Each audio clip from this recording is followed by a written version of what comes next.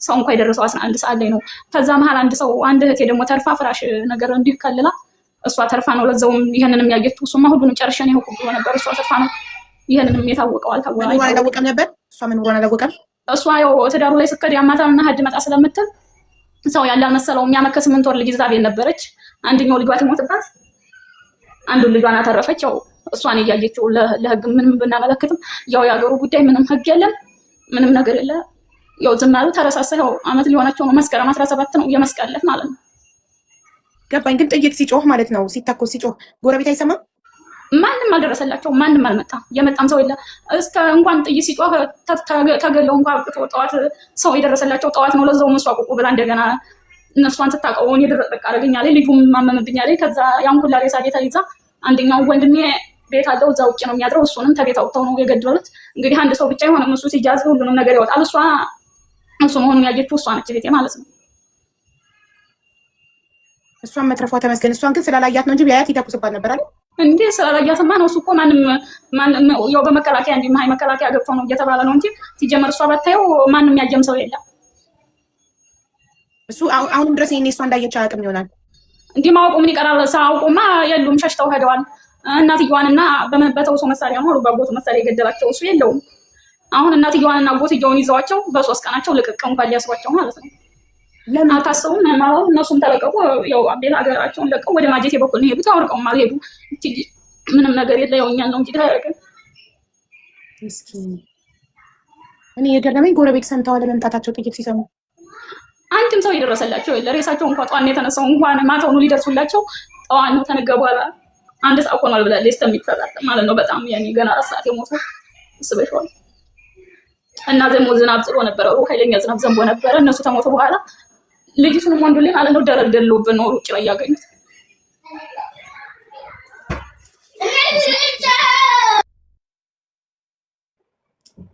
እና ምንም የተረፈ ቤተሰብ የለሽም ከአንደኛው እህትሽ ውጪ?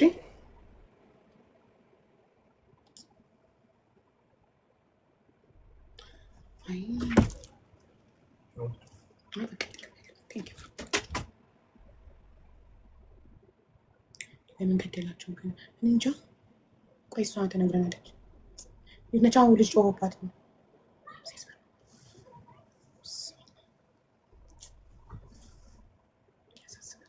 የሰው ነፍስ እንዲህ እንደዋዛ ሰው ይፈራል ሀቡ። ምክንያቱም ጦርነት ነው ሀገሩ። ለዛ ነው ሁሉም እኮ። ግን ጎረቤት እየሰማ ያስችሏል። እንግዲህ ቤት አጠገብ ላጠገብ ማለት እንዴ አዲስ አበባ ቢሆኑ ካላችሁ ራሱ ጎረቤት ሮጦ ይመጣሉ። የእህቷ ባል አልፈልግም ስትለው ይህን ነገር ሰምቻለሁ። ማን ነው? ሰያ አቡፋኑ ሰያ ቪዲዮ ሰርቶበታል አይደል? አዎ አልፈልግም ስላለችው ነው።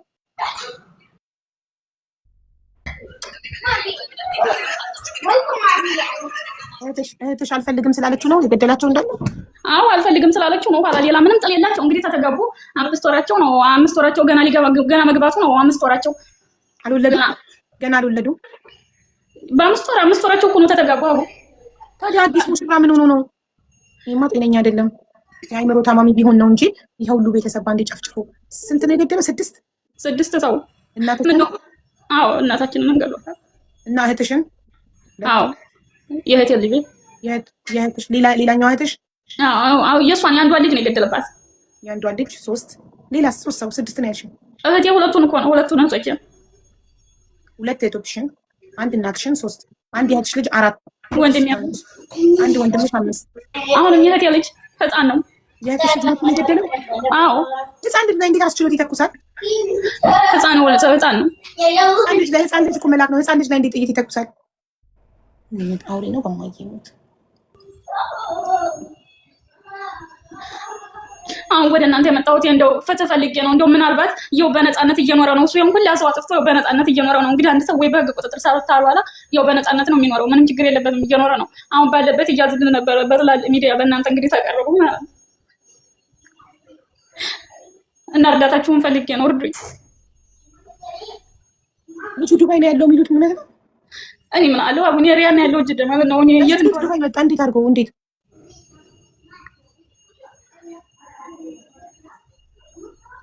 አራት ተሳሳቱ። ምናልባት ተመሳስሎባቸው ይሆናል በመልክ እንጂ አንድ ሰው ወንጀለኛ ሆኖ በህግ የተፈለገ ዱባይ መምጣት አይችልም። እዛው ኢትዮጵያ ውስጥ ተደብቆ ይኖራል እንጂ እስኪያዝ ድረስ። ባለፈውም ብላለች ሀቡ አንድ ልጅ እንትና ቤት ቀርቤ ስትል ሰምቻታለሁ፣ አይቼዋለሁ። ይሄንን የሚመስል አይቻለሁ። አኪድ እሱ ነው እያለኝ ነበረ። የት ሀገር ነው ያለው ነው የምትልሽ? አይ ለኔ በሚዲያ ነው እንደዚህ ያወራው። ዱባይ አይቼዋለሁ ዋጅማን ምናምን ስትል ሰምቻታለሁ። ኢማራት? አዎ። እንዴት አልፎ ኤርፖርትን እንዴት አልፎ ምን ምርመራ አለ ብለሽ ነው? ነፍሰ ጡርስ እየመጣ አይደለ? ምን ምርመራ አለና በነፃነት አይደል? አልተከሰሰም? አዎ አልተከሰሰም። ምንም ክስም የለ። ሄደሽ ብከሽም ደግሞ ከተማው ሌላ ነው ህጉ፣ ወደ ገጠሩ ደግሞ ሌላ ነው። መምጣት ይችላል እያሉ እኮ። አሁን እኮ መክሰስ የሚችለው እኮ ቤተሰብ ነው ውዴ። አንቺ ነሽ የታለችው አይደል? አንቺና ኢትዮጵያ ያለችው በአይኗ ያየችው እህትሽ ለምን አትከስም? ያው እንይዘዋለን ምናምን አልፋኖቹ በዛው ጠፋ። አልከሰስንም እስካሁን እኮ። መክሰስ 6 የቤተሰብ አካል ተገሎባችሁ ለምን አትከሱም? አንቺ ገብተሽ ለምን አትከሽም? እሷ ደህና ካልሆነች መክሰስ ካልቻለች እስካሁን አልከሰስንም። እንደው ምናልባት በሚዲያ ይያዝልን እንደው ብዬ ደግሞ ይሄንን እንደው መፍትሄ ይሆናል ብዬ ወደ እናንተ መጣሁ ውዴ። በሚዲያ ይያዝም ገብታችሁ ፋይል መክፈት ነው ያለባችሁ። መክሰስ እሷ አይደለች ምስክር? የአይን ምስክር እኮ አለ እህትሽ አለች። አዎ እሱማ ነው እኮ። ሁለታችሁ ሆናችሁ ለምን አትከሱም? ያው የሀገሩ ጉዳይ ነው እንጂ እንግዲህ ማውራት አልተሳካት አልተያዘልን እንከሳለን። ግን አሁን እንደው በሚዲያ ቀርቤ እንደው ምናልባት በሚዲያ ድምፅ እንሆናለን እንጂ እኮ በሚዲያ መያዝ የሚባል ነገር እኮ የለም። በሚዲያ ድምፅ ነው የምንሆነው። እንደው ባለበት እንደው ምን አግበኝ ያለ ሰው ምን አይኔ እሱም እኮ እየተከታተለኝ ምን አለ እንደዚህ በሚዲያ ነገሩ።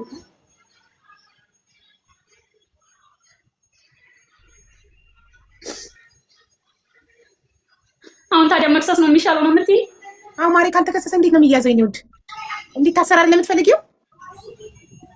አዎ እሱማ ነው ወላ እኮ። እንዲታሰር እኮ ታዲያ ክስ መመስረት አለብሻ። ያልተከሰሰ ሰው እኮ አይታሰርም። ታዲያ በሚዲያ ምናልባት እንደው ቢያዝልን ነው እኛ ምስክርና ማለት ምንድን ነው ሚዲያ ማሪ? ማለት እንደው በኦሮሚያም ክልል አሁን ዱባይ ነው ተብሏል። በዱባይ ምን አለ አሁን በዛ ቢከሰስ ዱባይ አይገኝም። ዱባይ ተሄደ ማለት ነው። ይሄ ወንጀል ስለሆነ ሰው የግድያ ወንጀል ስለሆነ ይያዛል። ኢትዮጵያ ውስጥ ብትከሱ እናንተ ዱባይ ድረስ እንዲያዝ ማድረግ ይቻላል። እኔ ምንሽ በሚዲያ ይያዝ ስትይ ሚዲያ ላይ ድምፅ መሆን እንጂ ሚዲያ ላይ መያዝ እኮ አይቻልም። ሚዲያ ላይ ድምፅ ነው የሚኮነው።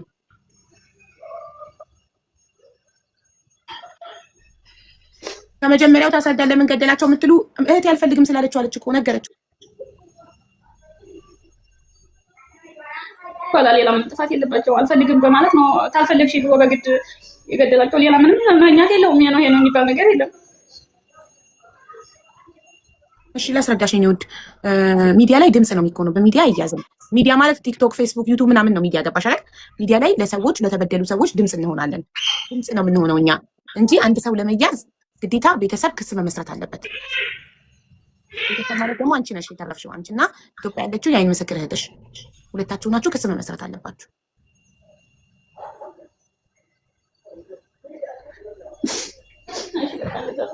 ክስ መመስረቱ ነው ትእዛዝ የሚወጣበት።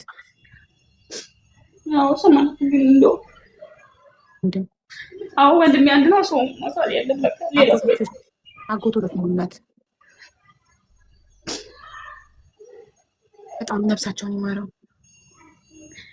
የአይምሮ ታማሚ ነው ወይ? እኔ ሳስበው እንደዛ ነው የሚመስለኝ። ጤነኛ ሰው ህፃን ልጅ ላይ ይተኩሳል? እንዴት ህፃናት ይገላል? ኧረ እኔ እንጃ። እኔ ስም የማውቀው ነገር አለ የሞታቸውን እንደ ሰማሁት።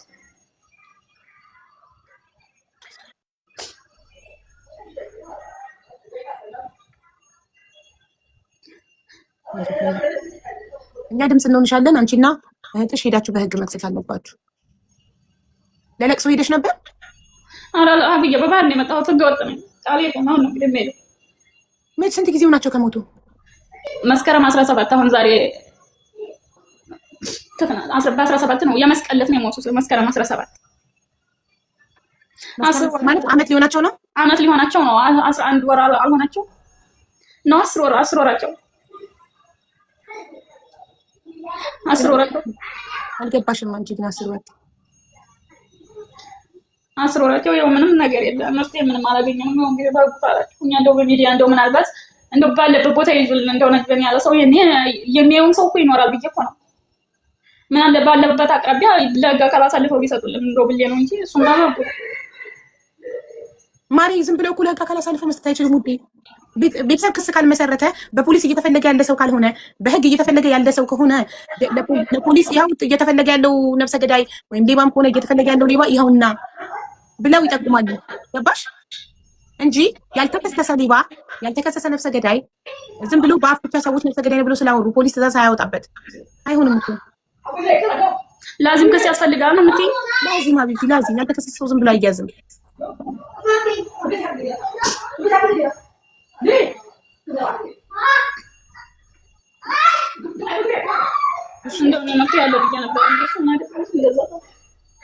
አንዷ የሚያግዝሽ ላገናኝሽ እያለችሽ ነው።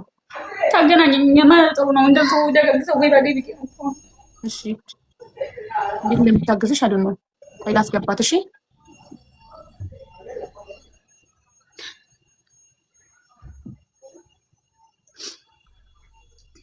በእኔ የደረሰው በማንም እንደደረሰ ጠብቃችሁ። ያው እሷ ናት የሚያግዝሽ ሰው ላገናኝሽ አለችሽ። አሰላሙ አለይኩም ሀቡዬ፣ እንዴት ነሽ? ወአለይኩም ሰላም፣ እንዴት ነሽ? ይኸውልሽ ሀቡዬ የማገናኘት ማለት ነው ጎበዝ ጋዜጠኞች አሉ፣ ዘላለምና ልዑል ነው የሚባሉት። ዩቲዩብ ላይ ለራሱ ሰርች አድርገሽ ያቸው በጣም ጎበዞችና ታማኞች ናቸው። በቃ ለስራቸው ታማኝ ማለት ነው። ስራቸውን ከኋላ ያለው ስራቸውን አይተሽ ስለነሱ መናገር መመስከር ይቻላል። እና የግዴታ አሁን ልጅቷ ክስ ብትመሰረት የኢትዮጵያ ሕግ የታወቀ ነው። ምንም ነገር አይሏትም። መሰረተችም አልመሰረተችም አያገኙላትም። ግን እነሱ ይሄ ስራቸው ነው እና ወንጀለኛ የተደበቀበት ገብተው ተከታትለው ለሕግ ይሰጣሉ፣ አሳልፈው ይሰጣሉ ማለት ነው። ፎቶ ካላት እና እነሱን አዋራላትና ያው በነፃ ነው የሚሰሩት። እነሱ ያፈላልጉላታል፣ እንዲያዝ ይደረጋል እና ፍትህ እንግዲህ ከነሱ የታገኝ ይሆናል ማለት ነው። ያለምንም ማስረጃ የሌለውን ሰው የሆነ ሰው መጥቶ ስላለ ብቻ ፎቶ በፎቶ አፈላልጋ ሲይዛሉ። እነሱ የሚያደርጉት ማለት ነው መጀመሪያ ታሪኩን ልክ እንዳንቺ ይሰማሉ። በአካል ነው የሚሰሙት። ያው እሷ ደግሞ ከሀገር ውጭ ከሆነች ችግር የለውም እንደዚህ በስልክ ታስረዳለች። ከዛ ልክ ያለበት ቦታ ወንጀሉ የተፈጸመበት ቦታ ይሄዱና በአቅራቢያ ያለውን ጎረቤት አካባቢ ሰፈር ያለውን ሰው ትክክለኛ መሆኑን አለመሆኑን በዛ በኩል መረጃ ያሰባስባሉ መጀመሪያ። ከዛም በኋላ እውነት ከሆነ ከተለያየ ሰው መረጃ ያሰባስባሉ። ካሰባሰቡ በኋላ ፎቶ ይሰጣቸዋል። ምን ያክል እውነት ነው የሚለውን በደንብ ያረጋግጣሉ። ፈልገውት እንኳን ለማንኛውም ይኸውልሽ መሰረት በኋላ ሀቢባ ቤት ያገኘው ብር ተበልተሽ በኋላ ሀቢባ ቤት ነው ሀቢባ ቤት ስላገኘዋት አንዴ አይ ልንገራት ማለት ስላንቺ አይደለም ለራሷ ነው የምነግራት። እኔ ኃላፊነቱን አልወስድም። እሺ 5 ሳንቲ ክፈይ ብትባይ ለትራንስፖርት ለቀረጻ ለሆነ ነገር ካለሽ 5 ሳንቲ ብር ብትከፊ እኔ አይመለከተኝም። እሺ እናቴ ኦኬ ይኸውልሽ አቡዬ እዚህ ጋር ማለት ነው ልጆቹ ብር አይፈልጉም፣ ክፍያ ምናምን ነገር የለውም። ለህሌናቸው ነው የሚሰሩት። ዩቱብ ላይ ያሉ ብር የሚያስከፍሉ ለትራንስፖርት ለምን እያሉ አጭበርባሪ ብዙ አለ። ግን እኔ በዘላለምና በልዑል እርግጠኛ ነኝ፣ ታማኝ ነኝ። እኔ ኃላፊነቱን ለራሱ ማሪ እኔ ስለማንም ኃላፊነት ስለማለት ጀስት ላንቺ ሳይሆን ለሷ ነው። እኔ ልክ ነሽ፣ ሀሳብሽ ልክ ነው አቡዬ። ግን እኔ እሱ ለነዳጅ ለመኪና ለእንትን ለቀረጻ ለካሜራችን ማናችን እንዲሆነው ኤዲቲንግ ለመለይ ተብሎ 5 ሳንቲ ልክ ነሽ፣ ሀሳብሽ ገብቶኝ። አንቺንም ተረድቼሻለሁ አንቺንም። ግን እነሱ እንደዚህ አያደርጉም። ወንጀለኛና ወንጀል ብቻ አቡዬ ጊዜ ካለሽ ማለት ነው ሰርች አድርጊና ልዑልና ዞላ ቲዩብና የነሰራኛ ነው የሚባለው ዘላለምና ልዑል እነሱ ብታያቸው ስራቸውን በቃ ለህሌናቸው ነው የሚሰሩት። ታሪኩን ቀርጸው ይፖስቱላታል። ከተገኘ ካልተገኘ አልተገኘም። በቃ የነሱ የዩቲዩብ ቻናል መሸቀያ ነው ብትሆኑ እንዴ እነሱ ቀርጸው መፖሰት ብቻ አይደለም። መጀመሪያ ቦታው ይሄዳሉ። ከቀረጻቸው ቦታው ሄዱ ለመቀረጽ ቦታው ይሄዱና አይዋ መረጃ ያሰባስባሉ። ጉዳዩን ፈጽሞታል አልፈጸመውም፣ ፈጽሞት ከሆነ ፎቶውን ስጡን ይላሉ። ፎቶውን ፈልገው ፈጽመሃል አልፈጽምህም የሚለውንም እሱንም አቅርበው ይጠይቁታል ማለት ነው። አያገኙትም። እሱን አያገኙትም። ጠፍቷል። ፎቶ ካለው ያገኙታል። ፎቶ ካለው ማለት ነው። ፎቶውን ይለጥፋሉ። ከየት ነው የሚያገኙት? ፎቶውን ይለጥፋሉ። ከመጣ ፎቶ ሲለጠፍ ይመጣል፣ ካልመጣ አይመጣም። ቤተሰብ ክስ ሳይመሰርት እነሱ ባዳ ሆነው ባዳ የመያዝ መብት የለውም። ቤተሰብ የተበደለ አካል ውስጥ ቤተሰቦቿ የተገደሉባት እሷና እህቷ ናቸው። እነሱ እስካልከሰሱ ድረስ ቤተሰብ ተበዳይ ማለት ነው። እኔ ኮንኩ የተበደልኩት እኔ ተበዳይዋ እስካልከሰሱ ድረስ ወይም ለጠበቃ ውክልና ሰጥቼ ጠበቃ እንዲከስልኝ ካላረኩ በስተቀር ዝም ብሎ አንድ የዩቲዩብ ቻናል